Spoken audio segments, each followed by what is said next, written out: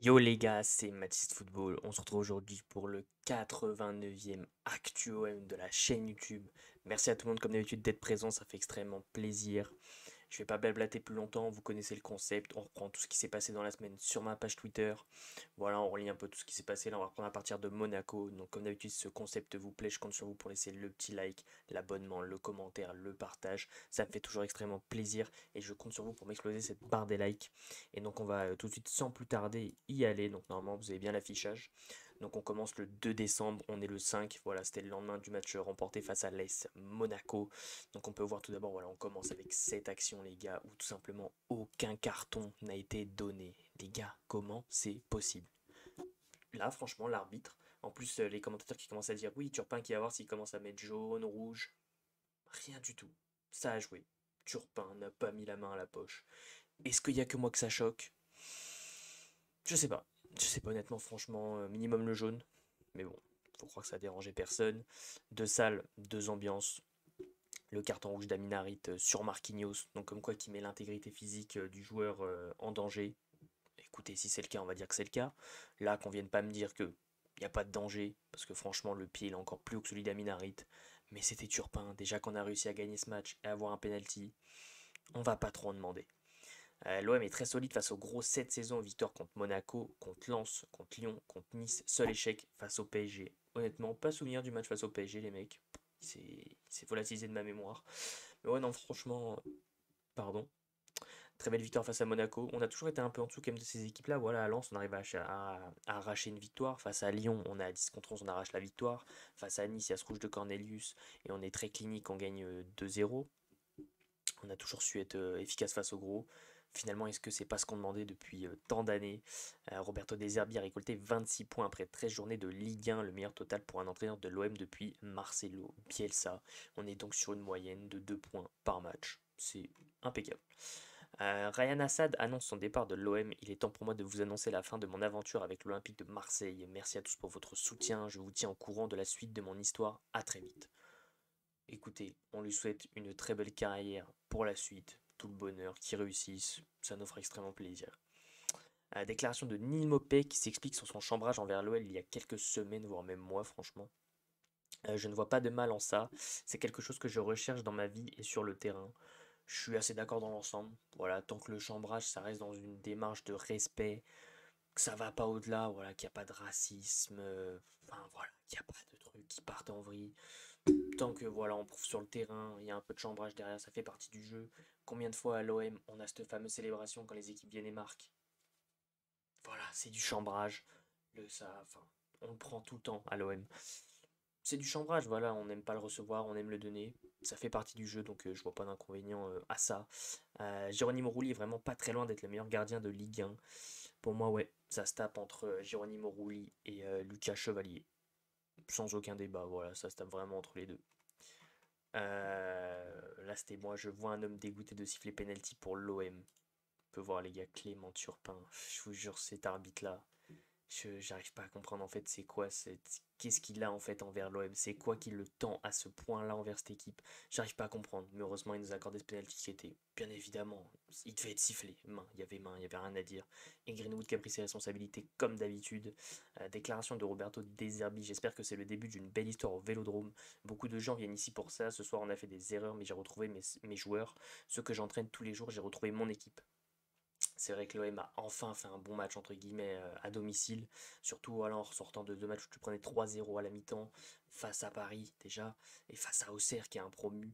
Ça faisait très mal, voilà. Après, je pense qu'on on peut pas non plus se satisfaire de ce match où il y a quand même eu pas mal de choses qui n'ont pas été bonnes. On n'a pas été assez offensif, je trouve. Il y a quelques joueurs qui ont encore été en dessous en termes de niveau. Rongier qui a perdu 3-4 ballons mais qui a fait un super match dans l'ensemble. Voilà, il y a quand même quelques bonnes choses à retenir, du positif, mais il y a aussi beaucoup de négatifs. Donc attention à ne pas se jeter trop de fleurs trop vite.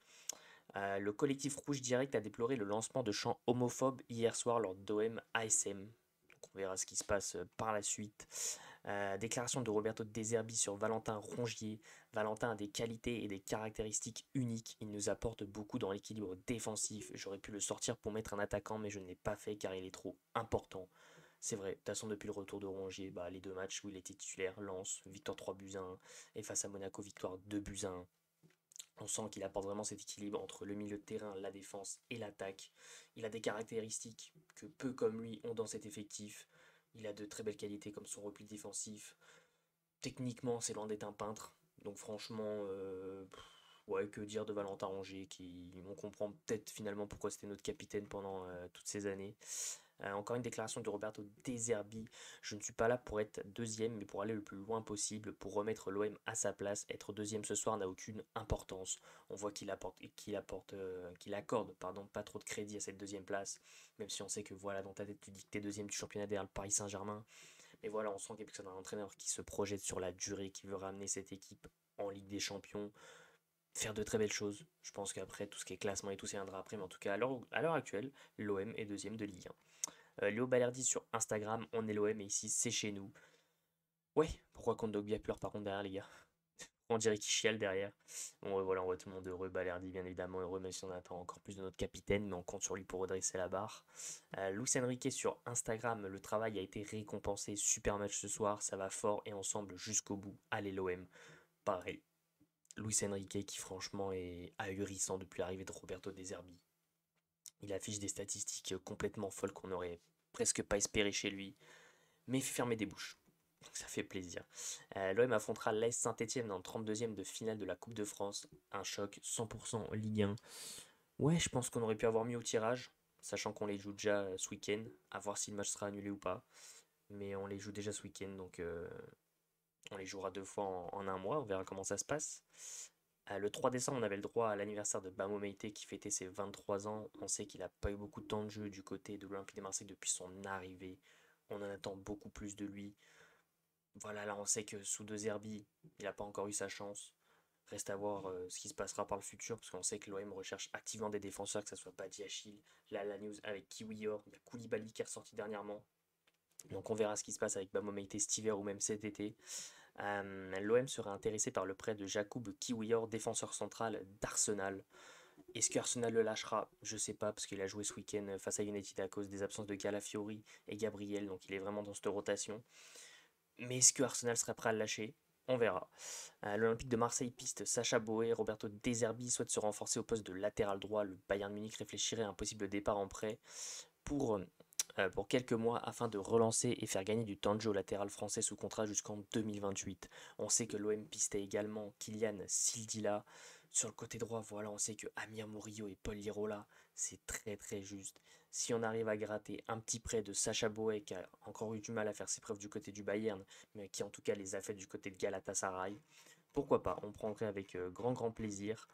Alors qu'on doit déjà tout redescendre. Hop. Alors l'OM va déposer un recours pour que ses supporters puissent se rendre à Saint-Etienne dimanche. Pablo Longoria a chargé Fabrizio Ravanelli, qui travaille beaucoup sur le sujet des supporters, de s'occuper du dossier. Voilà, on sait que c'est toujours relou quand les supporters peuvent pas se déplacer, surtout ceux de l'OM qui sont très très souvent interdits d'aller se déplacer dans les COP des autres équipes. Même si on sait qu'il y aura des Marseillais dans tout le stade. Mais on espère que Fabrizio Ravanelli arrivera à faire en sorte de décanter ce dossier, que l'OM puisse se déplacer à Saint-Etienne. L'OM est bien intéressé par Sacha Boey et a pris des renseignements sur sa situation. Le latéral droit n'est pas sur le départ et le Bayern n'est pas spécialement enclin à le laisser partir en cours de saison en prêt. Donc voilà, la news qui s'est directement calmée. Mais je pense que si on peut quand même aller le chercher, ça ferait plaisir. Le 4 décembre, donc c'était hier, un joyeux anniversaire à Maxime Lopez qui fête aujourd'hui ses 27 ans, lui qui était un minot et qui fête déjà ses 27 ans. C'est dingue de se dire que pour l'épopée en Europa League, ouais, il avait la vingtaine. Voilà, on lui souhaite une bonne chance maintenant du côté du Paris FC, notre minot marseillais. Officiel, le choc entre Saint-Etienne et l'Olympique de Marseille en 32e de finale de Coupe de France se jouera le dimanche 22 décembre à 14h45, une horaire atroce, mais on sera quand même tous devant notre télé. L'OM a toujours cru en Luis Enrique, convaincu de son potentiel qui rayonne comme jamais cette saison. Au centre, Robert Louis Dreyfus, on imagine qu'il en a encore sous la semelle s'il prend totalement confiance en lui. Je suis d'accord, après que l'OM ait toujours cru en lui, oui et non, parce qu'on l'a vite renvoyé en prêt du côté de Botafogo pendant quasiment un an et demi, 2 ans. Il était limite tombé aux oubliettes, il est revenu la saison dernière. Au mois de janvier, l'OM voulait s'en séparer. Gattuso a fait le forcing pour le garder, du coup on l'a gardé. Et il est devenu ce qu'il est devenu, mais comme quoi une carrière, ça joue à pas grand chose les mecs. Juste avant les fêtes de Noël, Dimitri Payet sera de retour en France du côté de Trète, à côté d'Aix-en-Provence, où il sera le parrain de la première édition du tournoi international U12 de futsal. voilà, le petit retour de Payet du côté de l'OM, oui et non, mais aux alentours. Donc, bon retour en France, Dimitri. Ruben Blanco a fait son retour à l'entraînement avec l'équipe réserve. Blanco, c'est vrai qu'il s'était blessé au début de saison. Après, finalement, on a été chercher Delange, je crois, c'est ça. Et bien évidemment, Geronimo Rulli qui nous fait un début de saison extraordinaire, donc rien à dire là-dessus.